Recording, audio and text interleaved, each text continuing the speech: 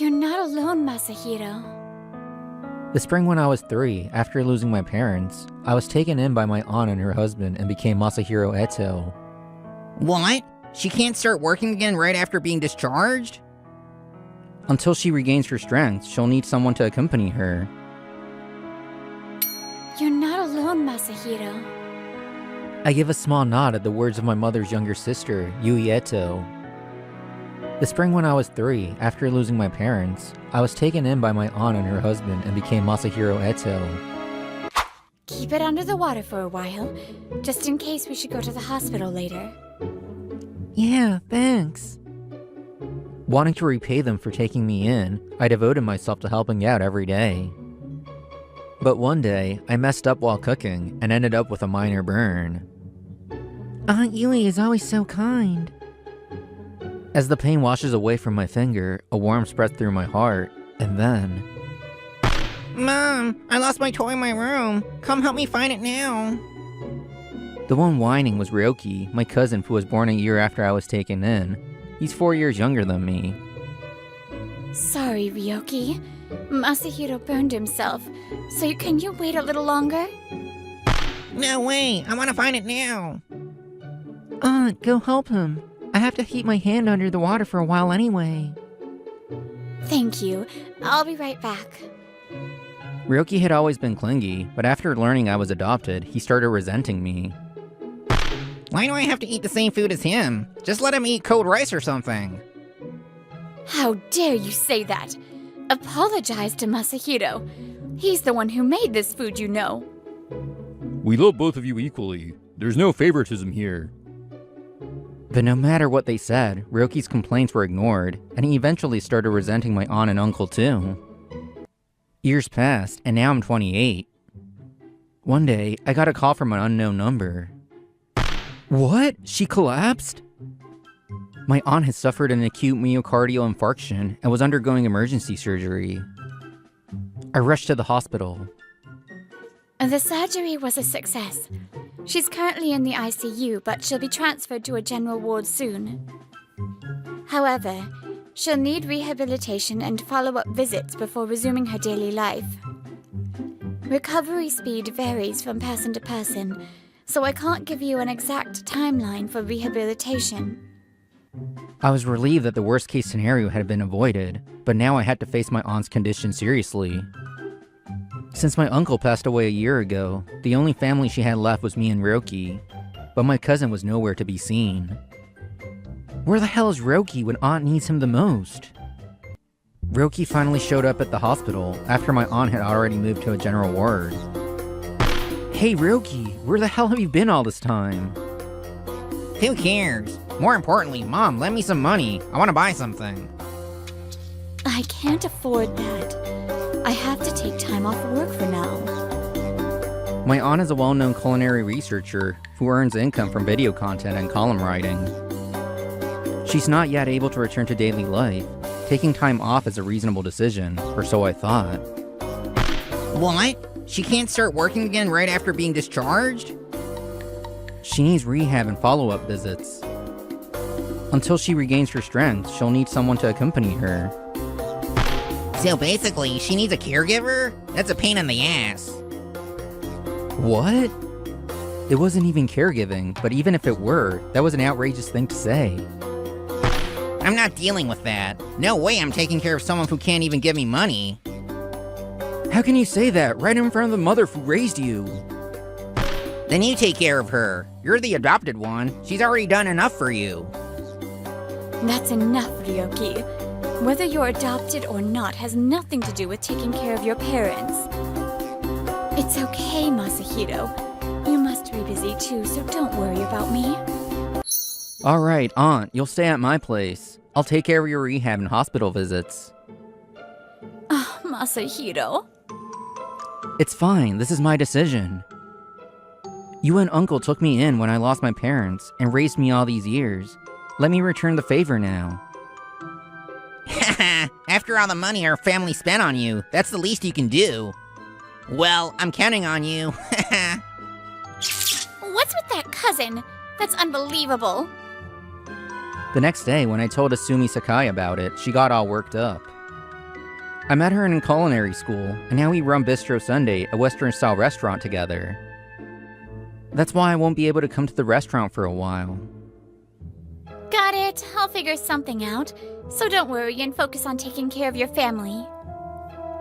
No, of course. I'll worry about it. If I can't eat Masahiro's food, what do I even have to look forward to in life? Hey, calm down, Hikaru. I've had enough of my sister's cooking. I need Masahiro's food for nourishment. Oh, is that so? Then I guess I won't ever cook for you again. Or maybe you'd rather become the nourishment yourself. Asumi, stop casually saying such terrifying things. Hikaru is Asumi's older brother, and a regular at Bistro Sunday. Since he's family, he often comes into the back of the restaurant. Well, jokes aside, what you're doing for your family is admirable. You should be proud of yourself, Masahiro. Thank you. But that doesn't change the fact that I'm causing trouble for everyone. I'll treat you to a meal again to make up for it. Oh, I'll hold you to that. What should I request? Hamburger steak, omurice, or maybe fried shrimp? Honestly, I wish you'd get this excited about my cooking too. With the support of the Sakais, I was able to focus on caring for my aunt. I'm sorry, Masahiro. I've lost a lot of strength and now I'm just burdening you. This is nothing. You're the one going through the toughest time. Don't hold back. Thank you, Masahiro. The doctor said I'd be able to walk again if I keep up with rehab, so I'll do my best. When I burned myself back then, you took me to the hospital, didn't you? And you even found Ryoki's toy right away. I was so happy that you put me first. Of course I did. You're our precious son. Even without considering that you're my sister's child, you've always been adorable to me. Ryoki was so cute back then. Yeah, I thought I cherished him just as much. Did we mess up somewhere? No, you and Uncle talked to him so many times. I don't think there was anything more you could have done. My aunt and uncle treated us equally. It's not like they neglected Ryoki. He got what he wanted for birthdays and Christmas, and they paid for his college tuition. What's wrong? Would you rather have gotten a different present? Nothing. But Ryoki was always grumpy and never explained why, leaving my aunt and uncle at a loss. You don't have to be close with Masahiro if you don't want to. But at least tell us what's bothering you. We took Masahiro in, and that's our responsibility. But we genuinely want to reach out to you too. Shut up, just drop it. In the end, Ryoki never reconciled with my uncle before he passed away, and now he only sees my aunt as someone to mooch money from. Welcome! Oh, Yui! Hello, Asumi. I came by again while taking a walk for rehab. Once I build up a little more strength, I'll have to return home at least once.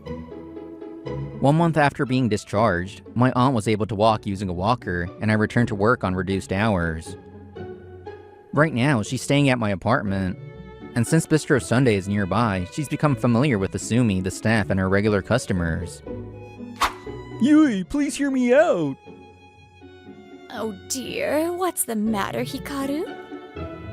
Because of her personality, people naturally gravitated toward her kindness. As a result, That's exactly it. Given my position, things can get complicated. I understand. If you spend all your time thinking about work performance and relationships, your mind is bound to overload. Ah, Yui, you're so kind. Now I understand why Masahiro's cooking is so warm and comforting. yeah, Bistro Sunday is lively as always. By the way, since having 2 Etos was confusing, Asumi and Hikaru started calling me by my first name. Since I started coming to your restaurant, I've been getting lots of ideas. While listening to our regulars, they've shared their food preferences with me too. I think I could even help develop new menu items for Bistro Sunday. Really? If you're gonna do that, we'll need to pay you. No, I'll do it for free.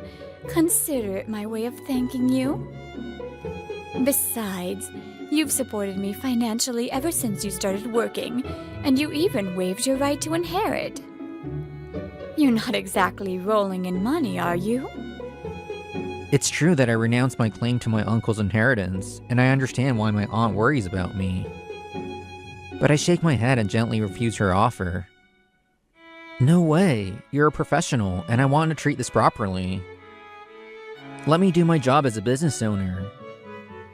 Also, our restaurant is doing pretty well. You can send me the bill without worrying. I see. You've really grown up, Masahiro. Of course, and besides, seeing you so full of life as you think about food, that alone is the greatest way you could ever repay me. Thank you for working so hard in rehab. Oh, I'm just so happy to see how much you've grown. After discussing things with Asumi, we introduced the new dishes my aunt developed at Bistro Sunday. Our customer base started growing, and we became busier than ever. We somehow made it through the lunch rush. Good work, everyone. Yeah, we really pushed through. My arms feel like they're gonna fall off. I knew Yui was a well-known culinary researcher. I knew she had a big following from her cooking videos, but I didn't realize just how much. She even promoted us on social media, so that probably played a role. I see. But you know, it makes perfect sense. You two really are mother and son.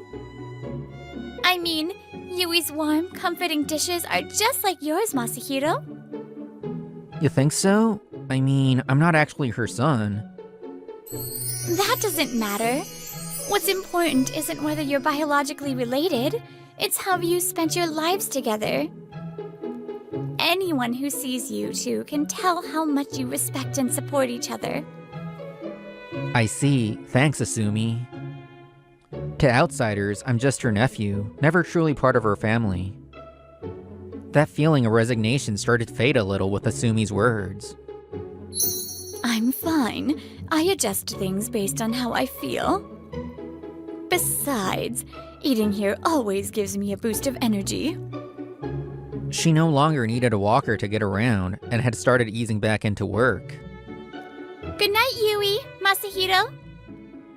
Yeah, good work today, Asumi. Take care on your way home. That night, my aunt stayed at the restaurant until closing, and we left together. Then, a voice I hadn't heard in a long time rang out. Mom! I saw your cooking videos in magazine column. Why didn't you tell me you went back to work? Ryoki, why are you here? I need to borrow money. The deadline to repay some loans I took out is coming up. You're working again, so you should have some extra cash, right? After all this time, and the first thing out of your mouth is money? You can't even ask how she's doing first? Stay out of this, outsider. This is a parent-child matter. Besides, I had to borrow money because she went and got herself hospitalized. That means she has an obligation to clean up the mess. Just as I was about to lose it over his selfish logic, my aunt let out a small sigh. Then, Ryoki, did you really think I wouldn't notice? What are you talking about? I may still be staying at Masahiro's place, but now that I can live normally again, I've been returning to the Eto house from time to time. You've been stealing and selling my things, haven't you? That's ridiculous. A thief must have broken in. That's what happened. I considered that possibility, so I secretly installed security cameras. And guess what? I caught you on video taking my accessories and clothes. Ryoki still lives in the family home, but to avoid running into him, my aunt only went back when he was out for work. She also installed the cameras in places where they wouldn't be noticed. Parental theft isn't a criminal offense, but I can still file a civil suit against you. You're not seriously gonna sue your own son, are you? Yes. If you keep acting this way, I have no choice. Why? Mom and Dad, why were you both so soft on him? What are you saying? We loved you both equally. That so-called equality is the problem. Why should I, the biological son, be treated the same as some adopted outsider? If he weren't around, all the money would have gone to me. I could have had a better life. That's right. No matter how he was treated, Roki could never be satisfied. To him, the very fact that our aunt and uncle loved me was an injustice. Do you really believe what you're saying? Of course, you stole her family's money. Then why didn't you just say that to them? But when they asked what was wrong, you never answered. That's because even you knew your demands were unreasonable. Roki clenches his mouth shut. I must have hit a nerve. I won't deny it. I was treated better than I ever deserved. I can only be grateful to my aunt and uncle. That's why I waived my right to my uncle's inheritance. I didn't need it. Huh, that's not nearly enough. You shouldn't have even gone to high school, let alone culinary school. How much more of my parents' money do you need before you're satisfied? What are you talking about? He used the inheritance from his birth parents to pay for culinary school. We were going to cover the costs, but Masahiro insisted on using his own funds. What? We never told you because we thought comparing finances would only make you feel worse. But between you and Masahiro, we actually spent way more on you. Then what about the restaurant? They couldn't have opened a place like that at their age. You guys must have funded it, right? Wrong. Bistro Sunday's investor was my family. Your family? The founding family of Lovekoi Corporation. What? His reaction was understandable. Lovekoi Corporation was one of Japan's biggest companies. Hikaru was the son of its president and a strict heir in training. Unbelievable. I thought I'd drop by since my sister was taking forever to come home. Just to be clear, we didn't invest because it was a family member's restaurant. We did it because we were confident in its success. Masahiro was a top-performing student, receiving offers from prestigious restaurants. After graduation, he got a job at a first-rate establishment, but he turned them down to partner with us. I didn't care about prestige. Hikaru's vision for the restaurant really spoke to me. And honestly, Bistro Sunday is thriving thanks to Hikaru's business expertise. Hikaru gives me occasional business advice, and as thanks, I cook for him at my own expense. Honestly, it's too cheap a trade-off, but Hikaru values my food the most, so I can't argue. Oh, by the way, you do realize Lovekoi Corporation is a client of your company, right? Ryoki Eto, I've already heard all about you. Despite your lack of ability, you live far beyond your means. Instead of wasting time here, why don't you focus on working before debt collectors come knocking at your office? And if you continue to harass Yui or Masahiro, I won't stay quiet.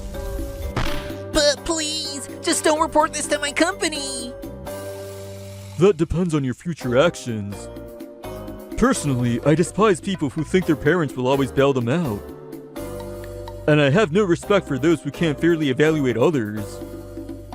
But ultimately, this isn't my decision to make. As Hikaru finishes speaking, my aunt quietly begins. When I found out I was pregnant with you, I knew I wanted to cherish you more than anything. The first time you called me Mom, I was so happy that all my exhaustion just disappeared. Do you remember the toy I gave you when you were 6? You loved it so much that every time you lost it, you'd throw a fit. This one. He held onto it tightly, refusing to let anyone take it from him. Back then, he hadn't yet come to resent me. He simply basked in his parents' love. When you found out Masahiro was adopted, we tried to talk to you, but we could never see eye to eye. It was painful, but not once did I stop loving you. Why are you saying all this now? It's too late to realize this now. That's not true. Auntie and Uncle have always tried to reach you. You were the one who kept looking away. With a final muttered sorry, Ryoki left. So, shall we consider this settled for today? Yes, judging by his state, I doubt he'll come back to bother us again.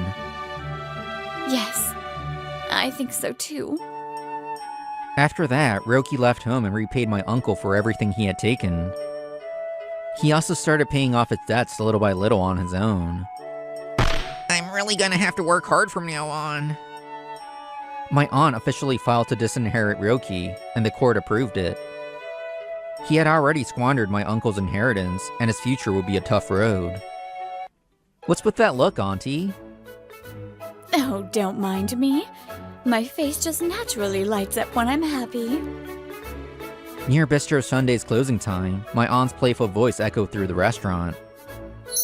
I mean, it's like a dream come true. Masahiro and Asumi are dating. After everything, I confessed to Asumi, and we became partners both in business and in life. Masahiro, you can start calling me your dear big brother now. Brother, don't smother him. I'm really glad I recovered.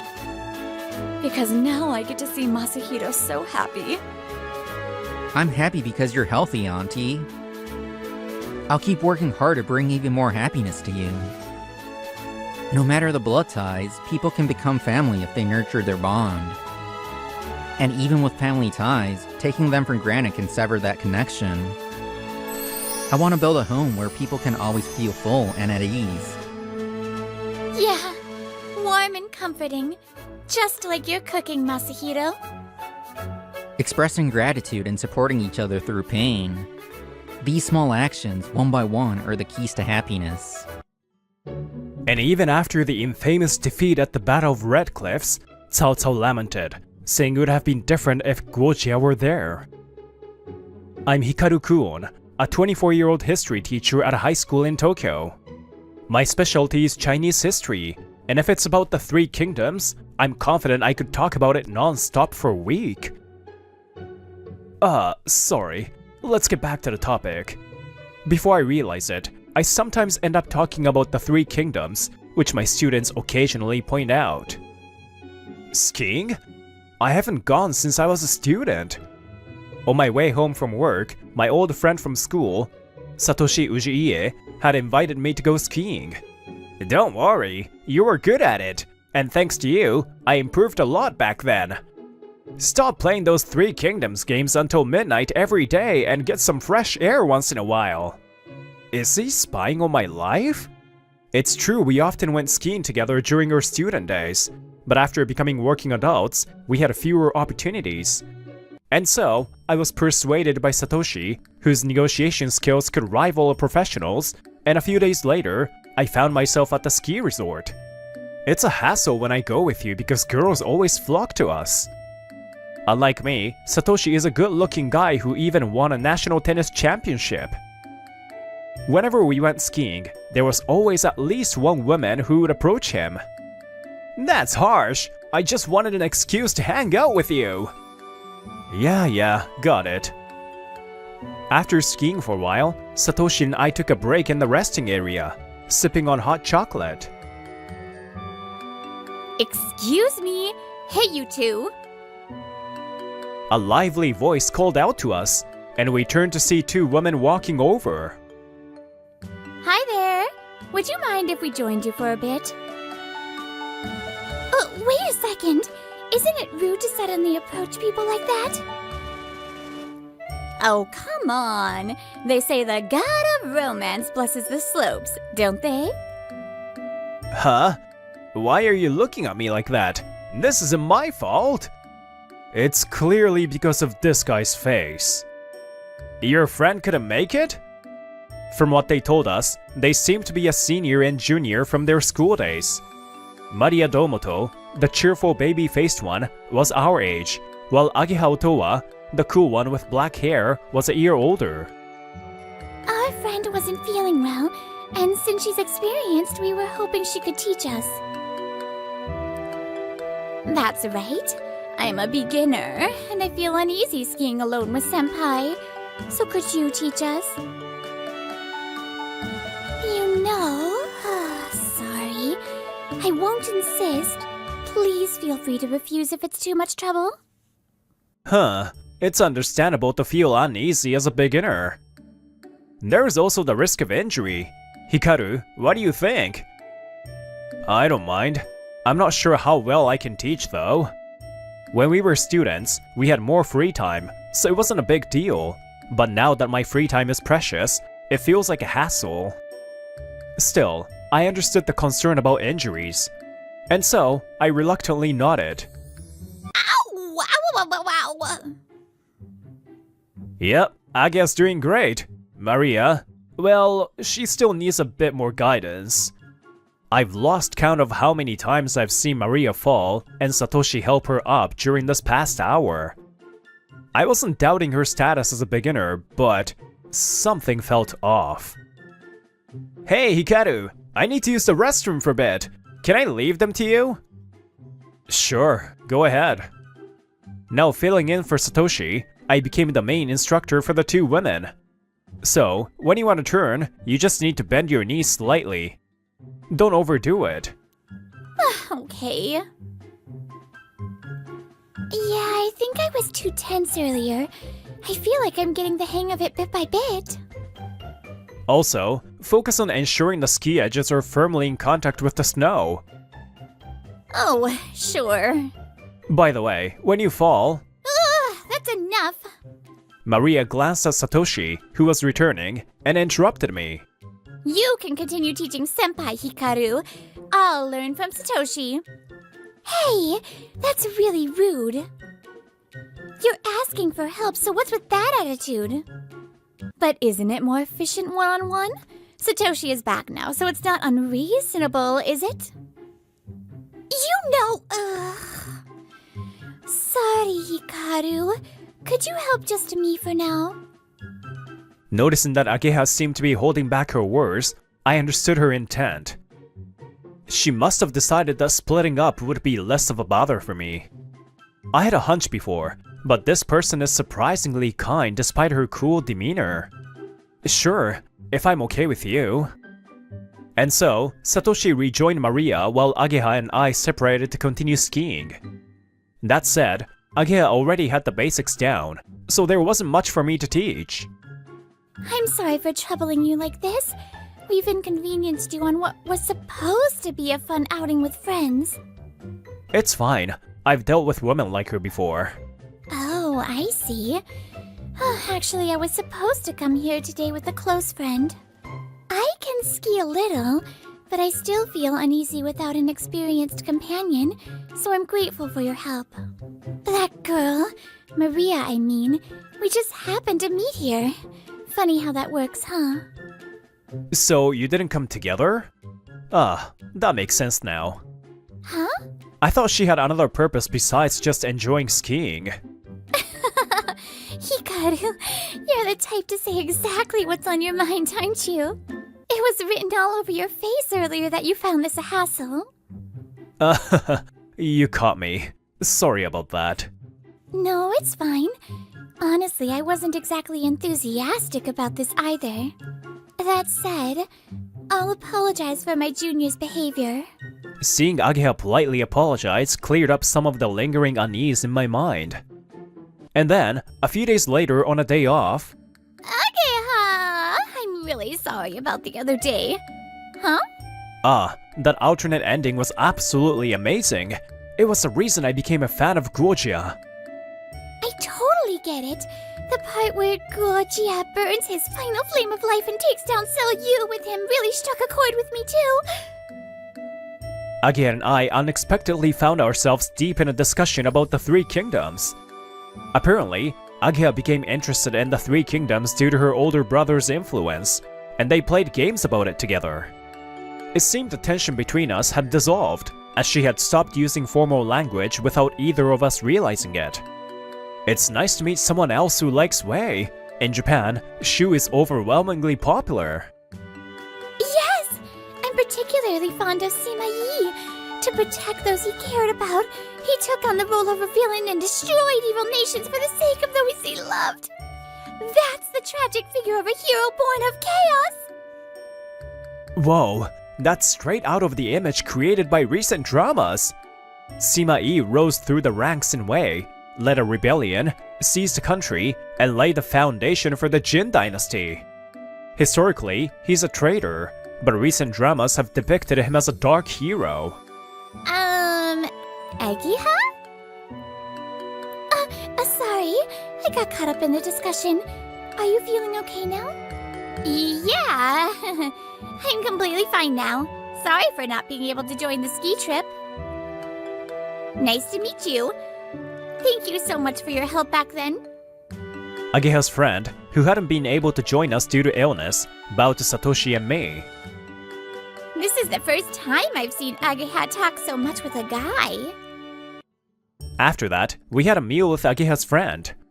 The topic turned to something I would rather not recall, Maria Domoto. I was shocked to hear later that you encountered her. She was especially rude to you, wasn't she? Even though you helped Ageha, she made you uncomfortable. That day, even after we finished skiing and regrouped, Maria's unpleasant remarks continued. Wow, you two seem to be getting along really well, aren't you? So, Senpai, the way you're defending her must mean... Ooh, I see. Why didn't you just say so earlier? I mean, Ageha Senpai is super gloomy, and you're both introverts. You're a perfect match, aren't you? Don't you think that's a little out of line? Ageha's your friend and senior, right? Oh, wow, so cool. It's like you're a hero protecting the one you love. I'm not bothered. We were just senior and junior in a club back in the day, and today was another coincidence. But honestly, I think it's a bit much for someone who can't even ski to loiter around the slopes waiting to be picked up. I wasn't waiting to be picked up or anything, but meeting someone as amazing as Satoshi was definitely lucky for me. Maria's words replayed in my mind as Ageha's friend grew visibly upset. It's fine. I'm used to dealing with teenagers. But I've never met one quite that unpleasant. You're pretty blunt, Kulon. I like how straightforward you are. It's refreshing. Ageha saying something like that? That's a first. It's nice to see you two getting along so well. Satoshi? What's wrong? You're unusually quiet. Huh? Oh no, it's nothing. I've just been really busy and tired lately. When I spoke to him, Satoshi hurriedly put on a smile, but I could tell he was hiding something, so I kept my gaze on him. Hey, don't look at me like that. You'll make me fall for you. As usual, he brushed it off with his typical playful teasing. Maria, sorry to keep you waiting. Satoshi! Good morning. Thank you for coming today. About a month after the ski trip, Satoshi met with Maria. If I introduce such a handsome boyfriend to my friends, they'll be so surprised. Maria leaned into Satoshi sweetly. Since the ski trip, Maria had latched onto him. After relentless advances, Satoshi eventually agreed to a trial relationship after a dinner outing. Wow, so you're just as charming as she said. I thought she was exaggerating, but Maria, you really pulled it off this time. Satoshi was at Maria's favorite cafe, having a meal with her and her friends. Satoshi and I were fated to meet on that snowy mountain. It was love at first sight. Didn't you get dumped by two guys earlier this year after saying the same thing? Shut up! Don't bring that up now. You've known her since high school, right? Has Maria always been this forward in relationships? Hey, Satoshi! Why not? When else would I get to ask this? Satoshi winked at Maria again, then turned his gaze to her friends. Oh, absolutely. We have plenty of funny stories from back then. The two friends' faces lit up with excitement, clearly eager to dish out tales from the past. You know, I was curious. Since Maria is so rude, I wondered what kind of people would be friends with someone like her. Satoshi's blunt words stunned all three women. Honestly, it's surprising. If it had just been me, Kuon, and Ageha, the ski trip would have been fun. But Maria kept making unpleasant comments and ruining the mood. Wait, Satoshi? What's going on? You said you liked me, didn't you? That's why we're dating, right? You think someone who constantly insults others is attractive? No way. That day, you ruined Kuon's mood and embarrassed yourself. I came here today to see what kind of people could tolerate being friends with you. Either they are incredibly forgiving, or they are just like you. What? What? What? I've interacted with many women, so I can tell right away. Maria, you desperately find boyfriends just to show off to your friends and feel superior. I don't mind that, honestly. Satoshi's voice was lighthearted, but his words hit Maria hard. She was visibly trembling. But you crossed the line when you insulted Kuon. So, I pretended to be your boyfriend to teach you a lesson. I'm handsome, but I can be quite the jerk too, you know? I met Satoshi during your university days. At the time, he was struggling with family issues, including his parents' divorce due to their discord. To escape from reality, he threw himself into university during the day, while his nights were spent drinking, wandering, and pulling all-nighters with bad company. And that's when I, completely unaware of his circumstances, encountered Satoshi as he staggered around unsteadily. Are you okay? You shouldn't overdo it, or you'll regret it tomorrow. When I casually pointed that out, Satoshi froze for a moment before bursting into laughter. That encounter led to a friendship, starting with him chasing after me relentlessly. Kuon accepted me for who I am, a jerk with no pretenses. That's what true friendship is about. I hope you find friends like that someday. Huh? Huh? Satoshi placed the bill on the table and walked away. Maria and her friends were left speechless. What's his problem? How dare he humiliate me like that in front of my friends? Ugh! They were all laughing at me like I was a joke. Why am I the one who has to go through this? After parting ways with her friends, Maria stormed down the stairs of the pedestrian bridge, fuming. And then... Huh? Maria suddenly slipped, and her body was sent flying. The rain from earlier that morning had made the stairs slippery. Watch out! I happened to be walking by and instinctively caught her. You are... Why? Why is it you in this kind of romantic situation? Huh? Not realizing who she was when I helped her made it a bit uncomfortable. I stepped back, and she also retreated a few steps. Thank you very much. I thought I was going to die. My heart's still racing. Does this mean... Well, I'm glad you weren't hurt. Alright, I'll be on my way now. Thanks to you I wasn't hurt. Could I perhaps treat you to something as a thank you? No, your kind offer is more than enough. Huh? You're declining my invitation? I don't know why you're speaking from such a high horse, but I have someone I genuinely want to focus on right now. With that, I turned and walked toward her. Ageha stood waiting, and Maria smiled bitterly as she watched. Ah, so you really have something going on with her.